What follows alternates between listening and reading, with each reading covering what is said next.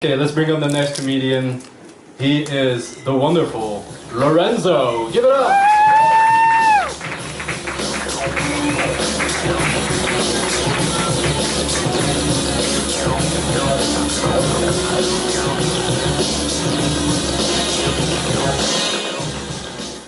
The wonderful Lorenzo. I'm going to do my magic trick now.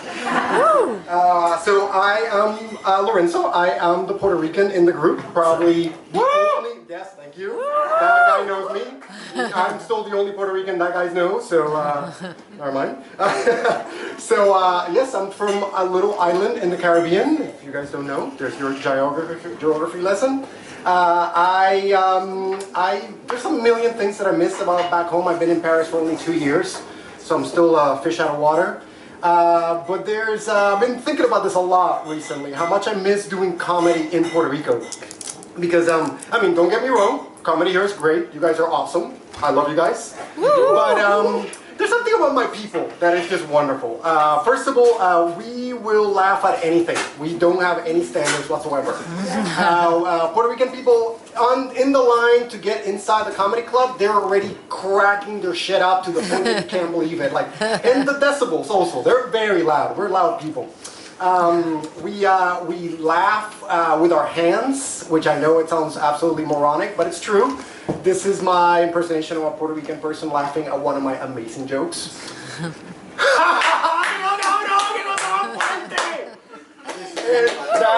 Exactly, there you go. He has a little Puerto Rican in him. It's pretty amusing, I do have to say. You know, nothing wrong with the French clubs at all. Again, I really like it. People actually listen to what you're saying here, which is totally different from back home. And it's great because you are aware when the joke really is bad because people are actually quiet. They don't give you a pity laugh. It's just like, yeah, that did not work out. It's kind of great. I guess I am the prophet of the apocalypse. I will take that job title. I mean, it might be the last job title I will ever have, so I'll take it. I've been saying for weeks now that Christmas this year is going to be super depressing, and I hope everyone's ready. Certainly for me, I'm not going back home. I can't fly to Puerto Rico, so it's going to be an indoor Paris Christmas. I already told my kid way ahead in advance, Santa Claus is not coming this year, son. Sorry, there is no Santa Claus. I mean, he's an old man in a high risk group. He's not going to be flying around the world, touching people's crap. That guy could die, so it's not happening.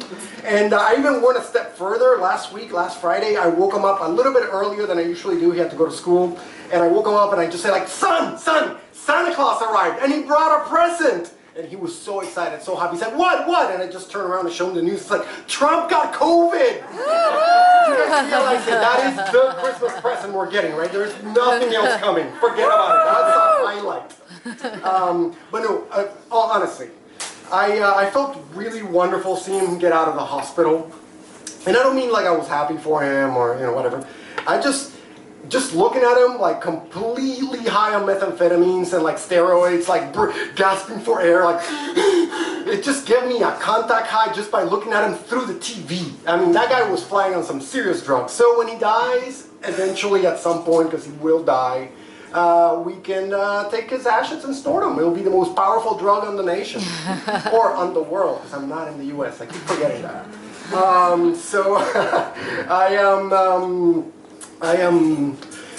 I'm an old fuck, I'll admit it. Last week was my birthday. I turned 43. Don't clap for that shit. No. I turned 43, which is not horrible, but it's far from great. Especially this year. You know, I don't know about you guys, but I was pretty much just frozen still for the entire year.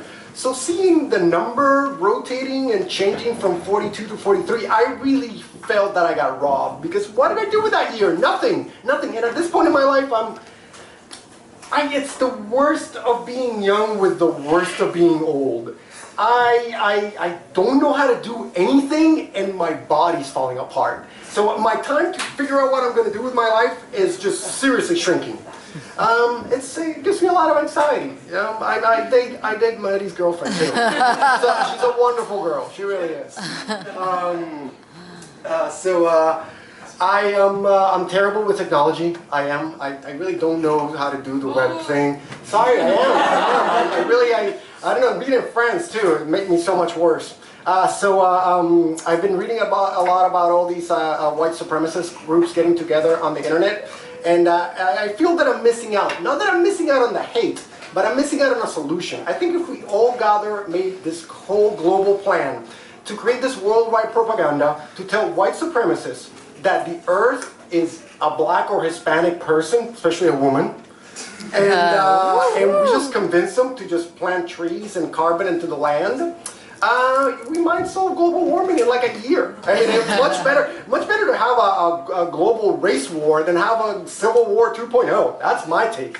But you know, I'm just too old. I'm still an old person who believes I can, you know, I have a solution to world's problems. So whatever.